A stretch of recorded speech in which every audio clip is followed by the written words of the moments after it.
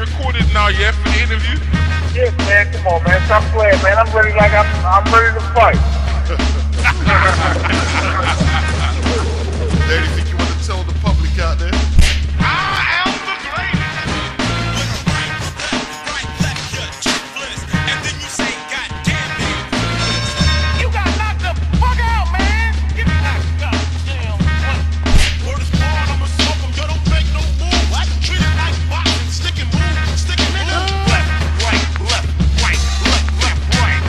And he was out for the night. You know we need that trademark bark before you depart from our company, man. You know what I mean? Can we get the bark again? We're gonna need that bark, yeah. Oh, man. Jesus for life, fellas. Dog is coming. I don't care if he locked me down, I was ready to go with him. Whatever you wanted to do, I was going to match him. All the way, mate, all the way. Now you might start believing in the Dark Destroyer. shout out boxing when I heard you on the radio. I just don't know. Boxing beats and rhymes, boxing beats and rhymes. I got knowledge and others fuckers lacking. I don't know if you want to answer. Possible Manny Pacquiao fight with Floyd Mayweather. How you feel about that? Well, basically, it's a fight that still has the potential to happen. I'm Sonny Liston, I'm Jack Dempsey. There's no one like me. I'm from their cloth. There's no one that can match me. Boxing beats and rhymes, boxing beats and rhymes, boxing beats and rhymes, boxing beats and rhymes. Yeah, big up Julian Foster. It'd be a privilege to do a collabo video with you, my friend. No doubt. So we'll see if we can make that happen soon.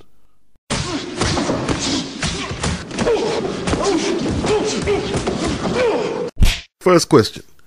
Is there anything wrong with being a fanboy in boxing? Is there anything wrong with being a fanboy?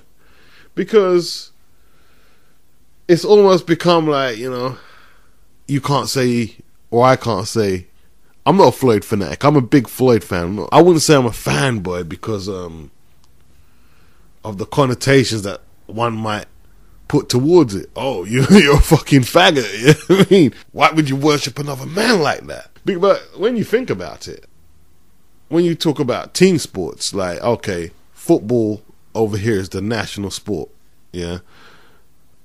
Across the pond, it might be gridiron, basketball, not hockey, baseball. Canada is hockey. I think New Zealand is rugby. And okay, let's stick with football over here. I've supported Tottenham Hotspur from day. That's always been my team, Tottenham Hotspur. I am a Tottenham supporter through and through. If you want to say I'm a Tottenham Hotspur fanboy, I'm proud of it. But the thing is, you know something? I think most people who support teams in whatever sport, if you used to say you're a fanboy, they wouldn't feel ashamed about that. Right? And the reason why is because if you say you're a fanboy of an individual, especially a male individual like Floyd or Manny Pacquiao, then, they're going to start labeling gay connotations to it. So that's why you don't want to be known as a Flomo, which in a rhyme scheme rhymes with homo. Yeah? But, there's lots of men and young boys, if you was to go into their houses, into their bedrooms, they'll just have stacks and stacks and stacks upon stacks of paraphernalia about the team they support. Scarves, jerseys, magazines, posters, you know what I mean? Anything you can think of. Nobody thinks they're subnormal. You might think, boy, you're a fanatic. You're a Tottenham Hotspur fanatic. And I'm not. When I say I'm a fanatic, I haven't got all that stuff. I haven't got paraphernalia in my house. But yo, I'm a Tottenham fan. You know what I mean? I'm a Tottenham fanboy. Yeah. You know what I mean? But if I was to show that same commitment to one boxer, people say, why are you idolizing one man like that? That's what they would say. Now, when I say I'm a Tottenham fan, I'm only talking football. I used to go and watch matches, but did I fight on the terraces? Hell no, that's fucking stupidness. I didn't do no shit like that, you know? Like, I think I've become more grumpier. I don't know if that's the word as I've got older, because I used to ignore all the racist chants I used to hear and just watch the game, and I used to blank it out. I couldn't actually go to the stadium now, just at the risk that I could hear that shit. And it's like, I'm not saying I'd tear off and fight everybody, because I wouldn't. That's stupid. I'd get my ass kicked, you know what I mean, in front of all them fucking BMP fans or whatever. But, you know, I wouldn't subject myself to hearing that bullshit now, as opposed to when I was younger, you know? And, you know, people just get a bit touchy, you know? I think when you go over the top, and to be honest, yeah, I'd agree that some of it does border on homosexual worship. Yeah. Some people do probably traipse around, not just sportsmen, but entertainers. And it does, you know, you heard the Eminem song, Stan. It goes into that territory there. No homo, of course. Now, when did the Pacquiao fans really get behind Manny and split off from genuine Pacquiao fans into Pactards? I'm going to probably say, I haven't got the exact dates, but in my opinion, they wasn't saying shit at least until at least 2007, 2008, at least. Right? I don't give a fuck if I get flack for this video. There weren't no Pactards when I first saw him in 2003 against Barrera. And there was people who saw Pacquiao before me and was talking about him before I saw him. Yeah? And they weren't about. And the thing is, when they started getting fanatical about Manny, they wasn't getting no stick. No one was looking at him like they was weird. It wasn't until the Floyd factor got into the equation and the race, they started it, and you know, for the most, I'm not saying black people were innocent, but you know, they did hammer the N-word very hard, and that's when people started, you know.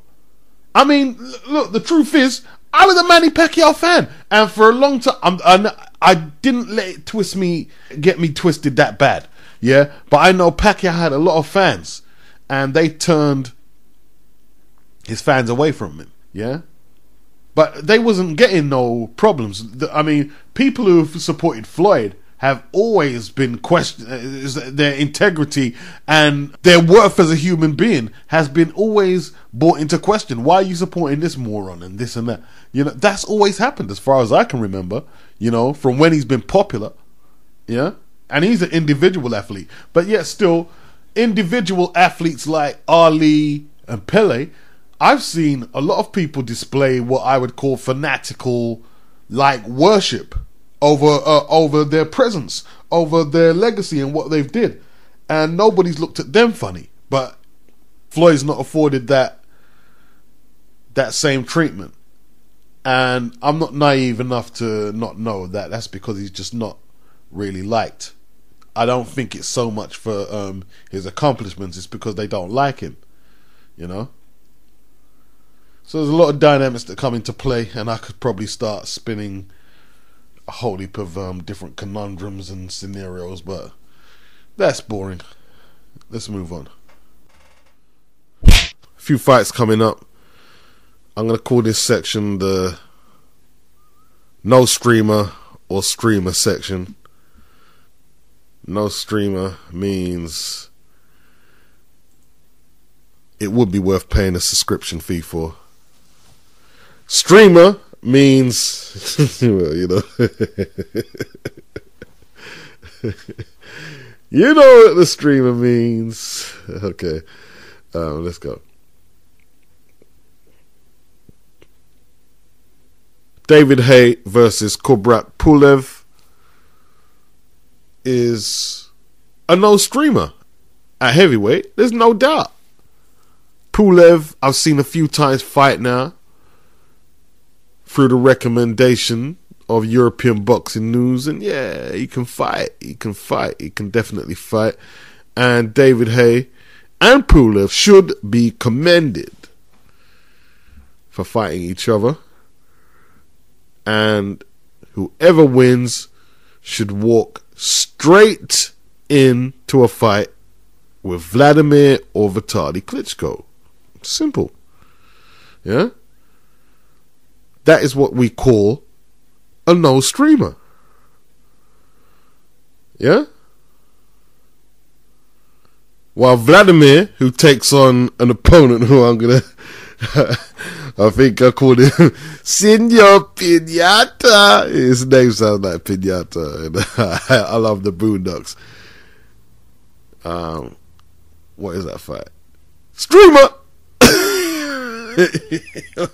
All the way streamer. All the way a streamer. You know what I mean? I think I broke it down. I think I called it a streamer in the last video as well. But, you know, sometimes I'm going to end up repeating myself here, you know. So, you know, stay with me. If I remember that I've repeated it, I won't keep beating it over the head and being repetitive. But, yeah, that's a streamer. That's a streamer. Froch versus Kessler is a no streamer.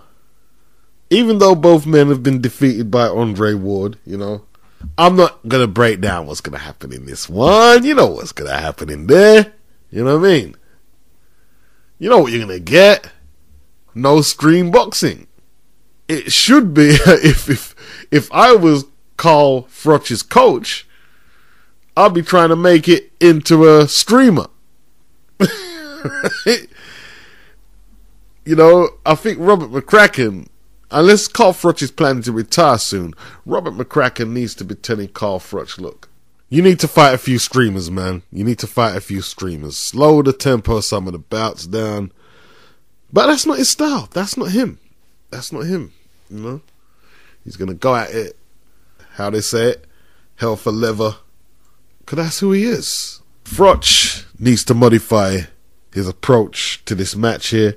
Or, you know, he could get knocked out himself. I've got Froch winning by knockout. But, you know, I think he's got the ability to box more than he does. And he needs to use it here. But I've still got him winning by KO. And he should really be trying to turn the match into a streamer. Making it a bit more boring. Yes, he should. All he needs to do, really, I think, is go back to the Arthur Abraham blueprint. You know? Don't just continue to ride off the wave of the Lucian Bute fight. Yeah, it was great. You know what I mean? Steamrolled him, exposed him, you know. But I feel Froch is going to win because, you know, after watching the Abrahams fight and the way he did adapt his tactics in a fight which I thought he was going to get knocked out because I thought he was just going to fight to Abraham's strengths, but he didn't. He actually used his brain in that fight. And I do remember watching Kessler when he was coming up around the times when he beat up Marcus Boom Boom Bayer and things like that, and he seemed to box a little more than, well, I suppose because he was fighting a lesser pedigree of competition. It was easy to maintain a more neater boxing style then, and he seems a bit more ragged now, and I haven't really seen him fight what I would call a clever fight, a smart fight at this level. So I see Kessler walking onto something, you know what I mean, at some stage late in the fight. And Alan Green floored him, so Froch is more consistent and more accurate, at least in my opinion, than Alan Green. He's got a great chance of a stoppage, you know. I think if he doesn't stop him, he's going to hurt him really badly, I feel. Froch will adapt more out of the two fighters in a rematch, you know. I feel he would have learnt more. But we'll see.